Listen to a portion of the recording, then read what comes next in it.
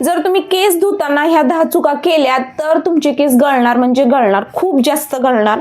आणि आधी मी ह्या चुका करत होते, पण आता त्या चुका मी खूप कमी केल्या आहेत, म्हणजे मी करतच नाही त्या चुका, त्यामुळे माझा हेअरफॉल खूप कमी झाला आहे। जेव्हा मी केस धुते ना तेव्हा माझे केस गळतच नाहीत। त्यामुळे आपण महाग शॅम्पू बदलतो, सिरम बदलतो, प्रोडक्ट बदलतो, तेल बदलतो, तरी पण आपले केस गळतातच। कारण काय माहितीये, आपण केस धुताना या 10 चुका करतो, त्यामुळे आपले केस सतत गळतात। केस धुतले की खूप जणांचे इतके केस गळतात ना, पूर्ण टक्कल पडण्याची त्यांना भीती असते। त्यामुळे मी आज तुम्हाला या 10 चुका सांगणार आहे, त्यात जर तुम्ही सवयी बदलल्या तर तुमचा हेअरफॉल नक्की कमी होईल। पहिली चूक म्हणजे खूप गरम पाण्याने केस धुणे। आता आपल्या टाळूवरनं नैसर्गिक तेलाचा थर असतो आणि जेव्हा आपण गरम पाणी घेतो ना तेव्हा तो थर निघून जातो, म्हणजे तेलाचा जो नैसर्गिक तेल असतं ना त्याचा थर निघून जातो, त्यामुळे कोरडा होतो, आपल्याला केस खाजवायला लागतं, इचिंग होते। त्यामुळे ना कधी पण आपण केसांवर गरम पाणी न घेता थोडंसं कोमट पाणी किंवा थंड पाणी घ्या। दुसरी चूक म्हणजे शॅम्पू थेट टाळूवर लावणे। आता काय असतं, शॅम्पू मध्ये केस स्वच्छ करणारे घटक असतात, पण त्याच्यामध्ये रसायन घटक पण खूप जास्त असतात। त्याच्यामुळे काय होतं, आपले केस पूर्ण कमकुवत होतात, पूर्ण इथूनच कमकुवत होतात, त्यामुळे ते जास्त गळायला लागतात। त्यामुळे दुसरी चूक कोणती आहे, तुम्ही डायरेक्ट शॅम्पू टाळूवर न यूज करता आधी तो पाण्यामध्ये मिक्स करा आणि मग तो केसांवर अप्लाय करा। ही झाली तुमची दुसरी चूक। तिसरी चूक म्हणजे खूप जास्त शॅम्पू वापरणे।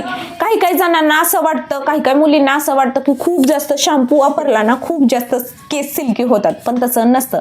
तुम्ही जेवढ्या जास्त शॅम्पू वापरणार ना तेवढी टाळू पूर्ण कोरडी पडणार। आधीच तुम्ही गरम पाणी जर घेतलं तर त्यामुळे पण टाळू कोरडी पडते, पण जास्त शॅम्पू वापरला ना तर पूर्ण नैसर्गिक तेल निघून जातं आणि त्यामुळे जास्त टाळू कोरडी पडली जाते आणि केस इतके कमकुवत होतात ना, तुम्ही असं जरी केलं ना तर तुमचे केस हातात येतात। त्यामुळे ही तिसरी चूक झाली की तुम्ही शॅम्पू जास्त वापरायचा नाही। तुम्ही ना आधी खूप थोडं कमी प्रमाणात तेल लावत जावा, त्यानं मालिश करत जावा आणि मग त्यामुळे काय होतं, शॅम्पू पण कमी लागतो। त्यामुळे जास्त शॅम्पू वापरू नका। तुम्हाला असं वाटत असेल की तुम्ही जास्त शॅम्पू लावल्यावर केस सगळे स्वच्छ होतात, पण त्याचं नैसर्गिक तेल निघून जातं, त्यामुळे ना हे जाड केस असतात ना हे पूर्ण पातळ होतात।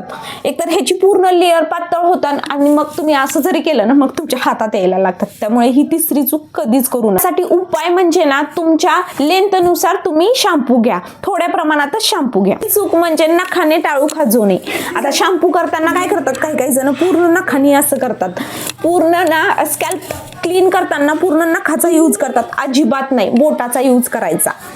त्यामुळे काय होतं माहितीये का, तुम्ही जर नखाचा यूज केला ना तर तुमच्या ना स्कॅल्पला नख लागली जातात आणि सूक्ष्म जखमा होतात आणि त्यामुळे मग तिथं ना इन्फेक्शन होण्याची भीती असती आणि मुळांवर जास्त ताण पडला जातो। त्यामुळे ना केस धुताना नखानं न धुता बोटाच्या साह्याने धुवा आणि हलक्या हाताने मालिश करा। अशी केस धुताना तुम्ही हलकं असं करा, त्यामुळे ना तुम्हाला फायदा पण होते आणि मसाज केल्यासारखं पण वाटतं।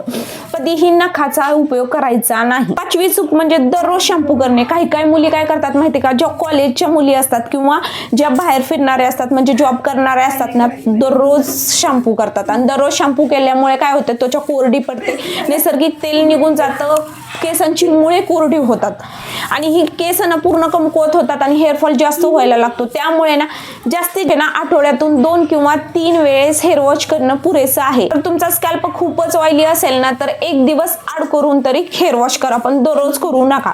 आता 6वी चूक म्हणजे कंडिशनर टाळूवर लावणे। काही मुली काय करतात, कंडिशनर डायरेक्ट स्कॅल्पवर लावतात, पण कंडिशनर स्कॅल्पसाठी नसतो, तो असतो केसांच्या मुळासाठी, म्हणजे इथं खालच्या भागाला असतो आणि इथंच कंडिशनर लावायचं। आणि जेव्हा तुम्ही स्कॅल्पवर कंडिशनर लावतात ना तेव्हा रोम छिद्र म्हणजे जे असतात ना छोटे छिद्र ते बंद होतात, त्यामुळे कोंडा जास्त होतो आणि केस गळती जास्त व्हायला लागते।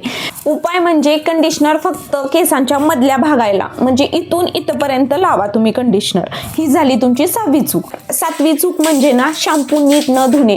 काही मुलींना घाई गडबडीत डायरेक्ट शॅम्पू लावतात आणि पाणी ओतून डायरेक्ट ही करतात, पण तसं नसतं। शॅम्पू जर तुम्ही लावला तर तो नीट धुतलाच पाहिजे। त्यामुळे काय होतं माहितीये का, शॅम्पूचे बारीक पांढरे कण असतात ना ते केसामध्ये राहतात, त्याच्यामुळे ना खाज सुटते.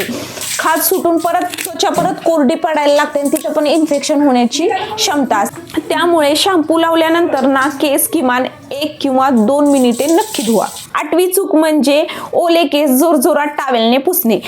ओल्या केसांचा वरचा थर उघडा असतो, त्यामुळे तुम्ही जर ते जोरजोरात असे पुसले ना तर ते पूर्ण केस कमकुवत होतात, कुरळे होतात, ड्राय होतात आणि ना फ्रिझीनेस येतो. म्हणजे तुम्ही म्हणत नाहीत का केस रफ झाले, कुरळे झाले, ते त्यामुळेच होतो. पण कधीही केस असे घासून नाही पुसायचे, तर ते टॅप टॅप करतच पुसायचे. 9वी चूक म्हणजे ना ओले केस घट्ट बांधणे. आता काही जणी काय करतात, केस धुतले ना लगेच तिथं क्लचर लावतात आणि ते गच्च बांधायला लागतात. ओले केस जर तुम्ही गच्च बांधले तर ते आधीच कमकुवत असतात, धुतल्यामुळे ते आधीच कमकुवत असतात आणि मग ते जास्त हेअरफॉल व्हायला लागतो.